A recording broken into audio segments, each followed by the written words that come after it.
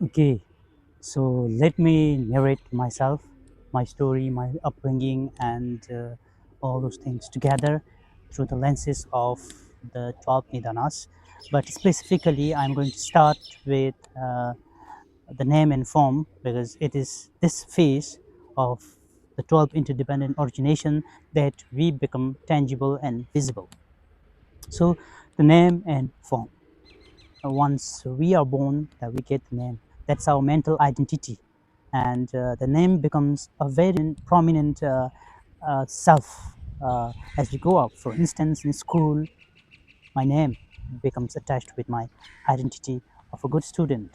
My name gets attached with my grades. My name becomes attached with everything I do. So through that process, I become attached or clung to the idea of self, which is actually just a mental formation. Coming to the form is my physical appearance. So the form when I was born is something different, and as I grow up, it's quite different. Although it's changing each minute, still we are so much clung to the idea of self, the form, the physical appearance. Therefore, uh, what I understood now is the form is there isn't any form actually. If we deconstruct every part of our body, there is no I, there's no name and form. So that's what I understood by taking up the contemplative studies. Next is the six senses. So we use six senses uh, to gather information, or it is a gateway for gathering different information from the environment or the place we live in. For example, we constantly try to understand how things work from the environment. We try to be based on what we understand from the environment. So almost all the time we are looking outward to validate ourselves. However, by studying the contemplative aspect, I come to realize and understand that we do not find the truth in the external world, we only find it within ourselves.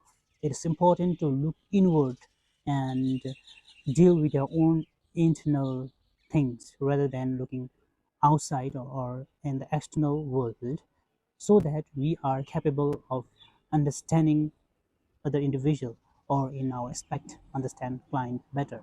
So so that's the one thing that I've learned from taking up this course. Furthermore, the six senses give rise to the contact. Contact here means how the six senses interact with the external world. For instance, what we see, we try to perceive it, we try to understand it, even though it may not be the objective truth, but we try to uh, put on our own biases, our own prejudices and assumptions, and try to understand things. That's mainly because of the contact. Yes, most of the time our contact that we perceive, the things we perceive through contact are not the reality, because it is influenced by our biases and prejudices. Up next is the feeling. Because of the contact, we come up with different feeling. Some are pleasant feeling, some are unpleasant feeling, while others are neutral. So because of the different uh, experiences with the contact, these feelings arise. And because of these feelings, what happens? We either develop clinging and craving.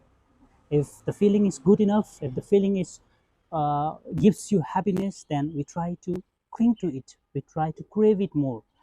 If the feelings is unpleasant, then we try to avoid it and we try to ignore it.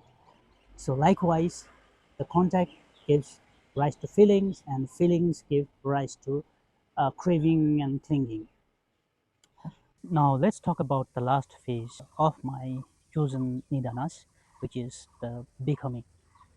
So becoming here is what I become because of my contact with the world, because of my feeling, because of my clinging and craving.